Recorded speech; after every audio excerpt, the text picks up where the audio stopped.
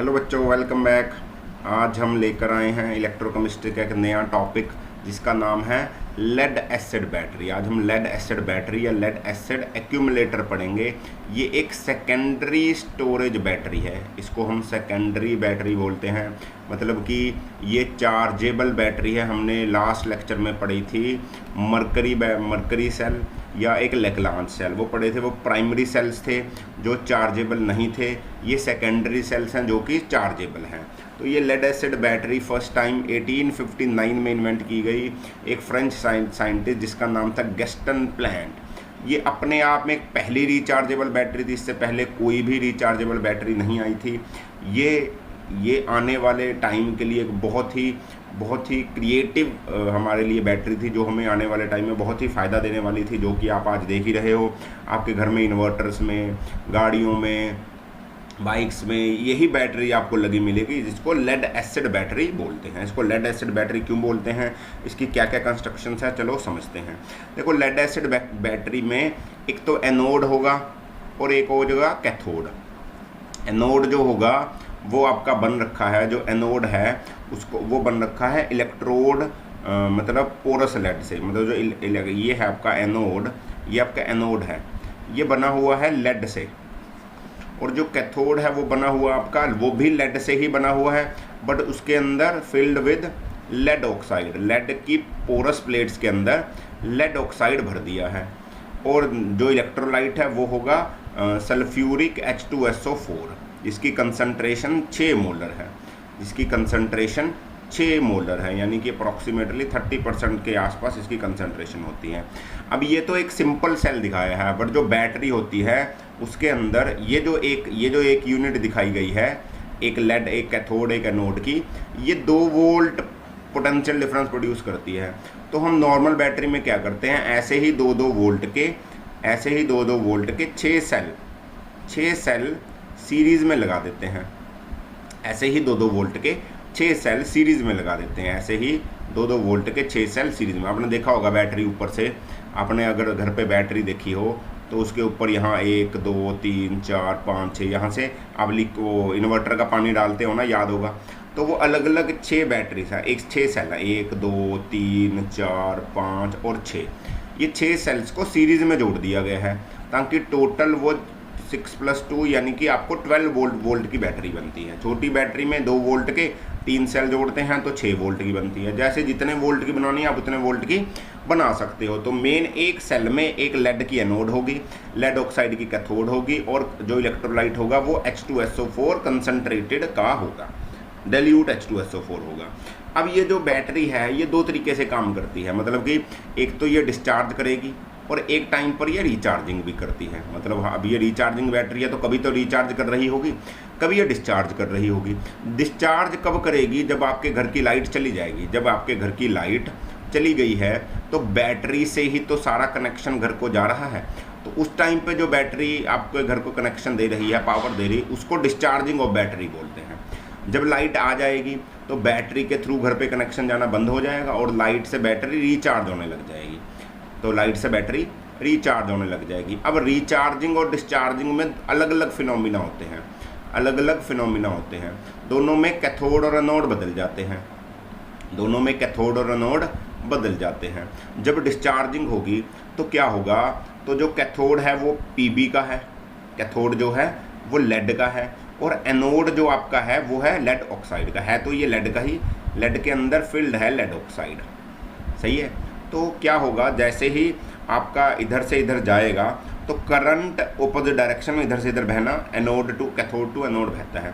अब रिएक्शंस देख लेते हैं इसमें क्या होता है। जो एनोड पे रिएक्शन होंगे, देखो एनोड पे क्या होती है, ऑक्सीडेशन। एनोड पे क्या होती है बच्चों, एनोड पे होती है ऑक्सीडेशन। ऑक्सीडेशन किसकी होनी है, एनोड यानी कि लेड की होनी है। लेड की तो बनी हुई है, तो लेड क्या करेगा, आपको 2 इलेक्ट्रॉन छोड़ देगा, सही है। अब ये जो 2 इलेक्ट्रॉन इसने छोड़े हैं, Pb+2 बना है, ये उठाएगा सॉल्यूशन से H2SO4। देखो इस सॉल्यूशन में क्या था, H2SO4। इस सॉल्यूशन में H2SO4 था। H2SO4 में से SO4 - 2 आयंस ये Pb+2 उठाएगा। ये Pb+2 ने SO4-2 आयन उठाए और PbSO4 बना देगा। सही है जी, PbSO4 बना देगा। अब क्या होगा, ये जो लेड है, ओवरऑल रिएक्शन जो बुक्स में लिख रखा वही है, ये जो लेड है PB ने SO4-2 उठाया और PbSO4 बना दिया। PB ने यानी कि लेड ने SO4-2 आयंस, कैथोड है, कैथोड ने उठाए और PbSO4 और 2 इलेक्ट्रॉन छोड़ दिए। ऑक्सीडेशन हुई ना, तो 2 इलेक्ट्रॉन छोड़ दिए। अब कैथोड पे क्या होगा, ये 2 इलेक्ट्रॉन्स उठाएगा कैथोड, ये 2 इलेक्ट्रॉन्स उठाएगा कैथोड। कैथोड है आपका PbO2 का, कैथोड है आपका PbO2 का, तो कैथोड 2 इलेक्ट्रॉन उठाएगा ये वाले, और ये PbSO4 भी उठाएगा। और ये 4H+ क्या है, ये जो H2SO4 था आपका, H2SO4 ये ब्रेक किया था SO4-2 में और 2H+ में, और किस में, 2H+ में। तो ये H+ जाएंगे यहाँ पर, ये H+ जाएंगे यहाँ पर, और 2 इलेक्ट्रॉन ये उठाएगा, तो हमें बना कर देगा PbSO4 plus water, PbSO4 plus water. समझे? तो कैथोड पे, एनोड पे क्या हो रहा है, एनोड पे भी PbSO4 मिल रही है, कैथोड पे भी PbSO4 मिल रही है। समझे? दोनों पे आपको डिस्चार्जिंग में कैथोड और एनोड PbSO4 सॉलिड की फॉर्म में दोनों के ऊपर डिपॉजिट हो जाता है, याद रखना, और वाटर मिलता है। अब बात करते हैं चार्जिंग की। चार्जिंग में क्या होगा, चार्जिंग के टाइम पे क्या होगा, जो रिएक्शन यहाँ पढ़े थे आपने पीछे वाले, ये उल्टे हो जाएंगे, ये दोनों मिलेंगे और इधर जाएंगे, ये दोनों मिलेंगे और उल्टे इधर को जाएंगे। कैसे, देखो पहले क्या हुआ था, PB ने और SO4-2 ने उठाया और ये बनाया था 2 इलेक्ट्रॉन।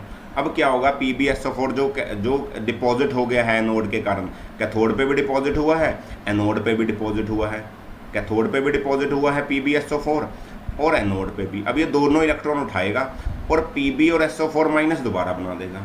ऐसे ही एनोड पे भी PbSO4 था, वो एनोड पे जमा हुआ जो पानी आ रहा था, जो पिछले रिएक्शन में कैथोड पे मिला था, उसको उठाएगा और लेड ऑक्साइड और SO4-2 के आयन और 4H+ के आयन और 2 इलेक्ट्रॉन छोड़ देगा। सही है जी।